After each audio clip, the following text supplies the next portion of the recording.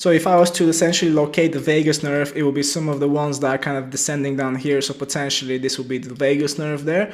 So you can see like essentially how close the vagus nerve, you can see kind of, this is the root for it. So if I was to multi-select the vagus nerve root there, and then potentially some of the obliquus capita superior and the inferior muscles, and potentially fade everything around it, you can see actually how close the vagus nerve is to these muscles. So potentially a little bit of compression here, or maybe some sort of a tightness in these two muscles, can have an impact on the position of the vertebra, which could then have an impact on the vagus nerve itself. I just wanted to look at the sub-occipital nerve here, which essentially is a nerve that supplies the sub-occipital group. You can see how it has connections to the base of the skull, and then potentially connections to that greater occipital nerve here that goes up into the head.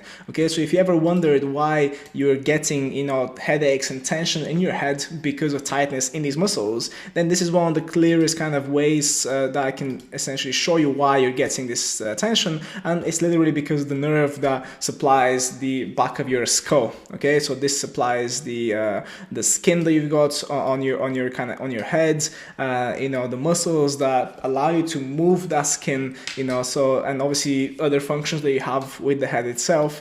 And you can see that you got other nerves that pass through the side of the head there.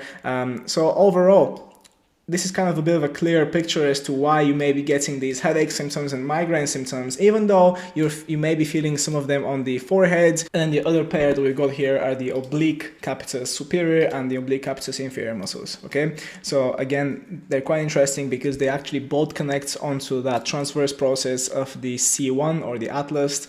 However, the superior version of the oblique capitis connects into the sub-occipital area, whereas the inferior connects onto the spinous process of the C2. So these muscles, so the inferior muscles on both sides, so the oblique capitis inferior, actually is the connection point between the two vertebrae at the top of the spine. So the C2 and the C1, which is again is an interesting little fact, something really interesting about the anatomy and the connection point between these two vertebrae. So potentially, if the C1 is positioned slightly forward, because it happens sometimes, because of that constant tension of the head, this could create a lot of tension between the two attachment points if the C2 is slightly further back, whereas the C1 moves slightly further forward. Okay, but that's like a little thing that I wanted to mention here because it's interesting overall. Just as a little summary, I want to show you like some of the other muscles that are around this area. So what I've done here, I've actually removed a lot of these muscles just so I can really just show you